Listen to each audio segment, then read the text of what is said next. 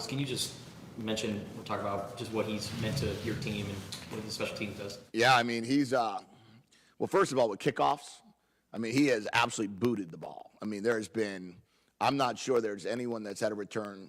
The couple returns that we've had, they've all been tackled inside the 22-yard line. I think the 22 was the furthest out that I can remember this year.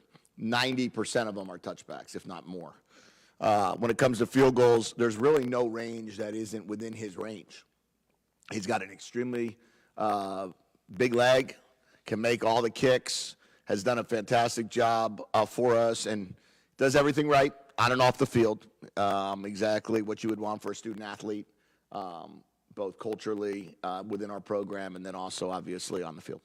And then we've seen him attempt more 50-yarders. Is that just his progress as a kicker, or what goes there? Yeah, I mean, I'm not going to turn the ball over to another team on the 38 or 40-yard line if I didn't think that we would make those kicks. And what he's shown us in practice is his ability to consistently hit those 55, 56, 57-yard field goals. And when you have that, you have the flexibility at times to kick the ball when you're on the 38, 37-yard line. And I think he's missed one or two all year, the one against USC. And then I think we had one earlier. But that was it. So, he's kicking the ball extremely well, and happy for him. What do you make of the offensive coaching changes at Colorado? Do you expect the same offense, or did you notice anything different?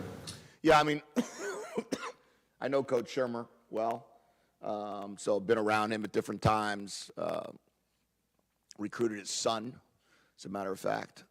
And I think that he's, so he was an analyst there, so he knows what they were doing. He was in all those meetings. He was probably very involved. I don't know the exact extent of what the analysts do over there. I know that our analysts have a great feel for what we're doing.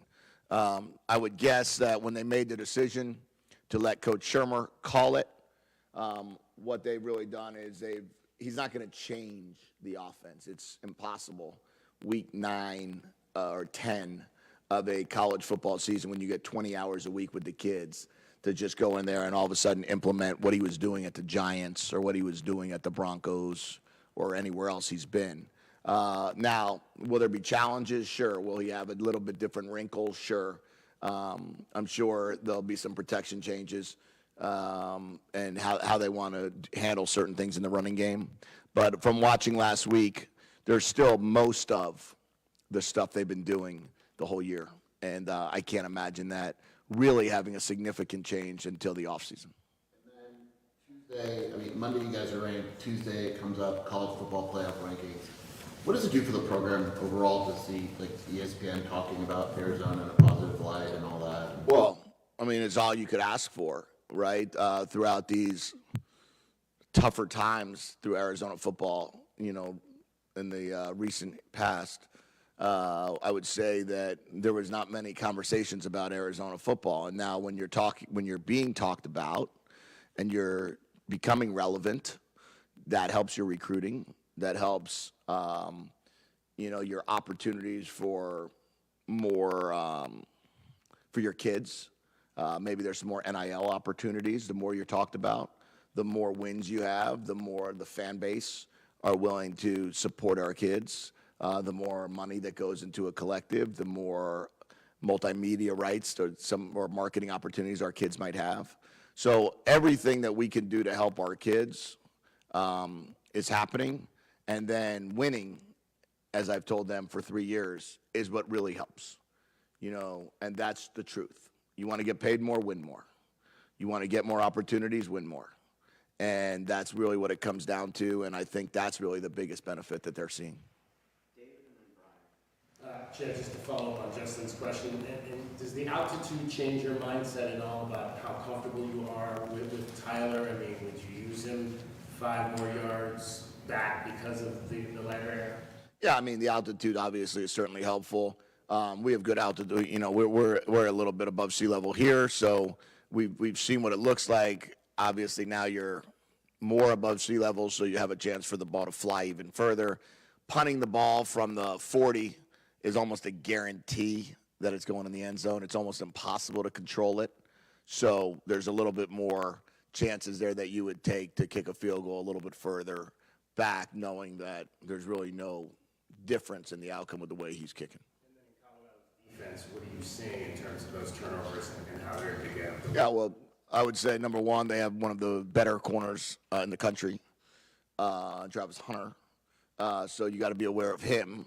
They've got an opportunistic mentality, so they're willing to jump routes. They're willing to, they're willing to in cover two.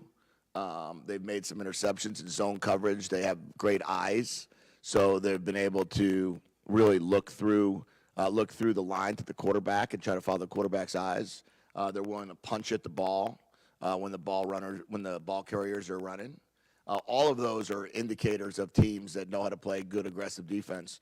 I mean, I've known or played against Coach Kelly's defense in 2016 when he was a defense coordinator at Florida State, and when I was in Michigan in the Orange Bowl. So I can tell you that defense is very, very well coached and has a knack for getting the ball. Johnny doesn't blitz very much, but there was a blitz on the last drive of the first half against UCLA. Kind of brought the house, and they got a big gain and were able to score right after. Considering that Colorado tries to play fast and has an offensive line that doesn't hold up very well, is that part of the equation where you're going to want to send more guys, or do you just need to do the regular? Yeah, I mean, as you're game planning, you have to make a decision on how you want to attack each opponent differently. One of the things that when I got hired here, I came from New England. And the biggest thing in New England over the 22 years that Coach Belichick's been the head coach is we were a game plan specific team. So each week you're going to determine what is it going to take to beat that opponent regardless of what you did the week prior. So when I interviewed Coach Nansen and we talked about what we wanted to be on defense and, of course, what we were going to be on offense, it was we're not going to run the same plays every week, and we're not going to bring the same sheet of paper in and just call it in a certain manner. We're going to game plan each week for how we wanted to attack a certain defense, and I would expect the same from our defensive coordinator. So what you saw against Michael Penix was different than what he did a couple weeks before. What you saw against Caleb was different than what he did against Penix. What he did against Washington State was different. So I would expect a different game plan this week than what we've had. And our players have really embraced the idea of we're going to do things differently each week to be able to get to the quarterback and the runners.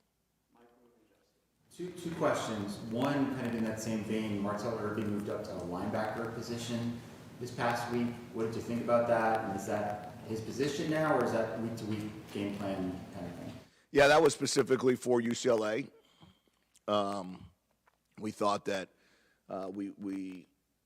we thought we had a good idea of how we wanted to defend him, and we wanted let's call it a DB playing linebacker.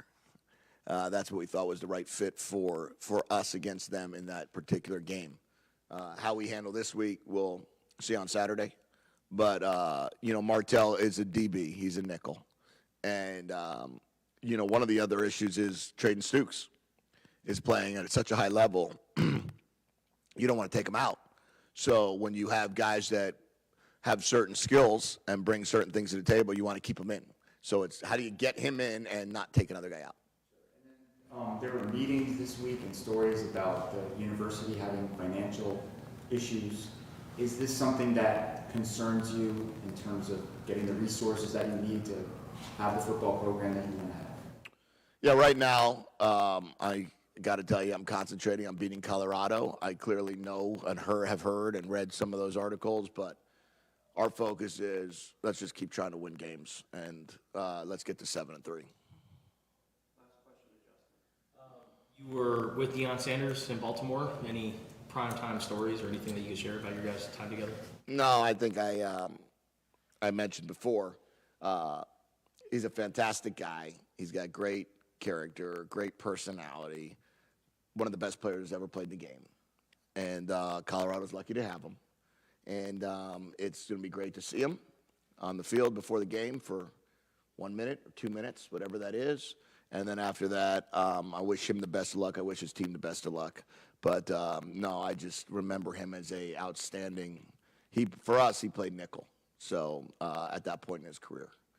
And then just the message to your team now as you go into the final quarter of the regular season. Yeah.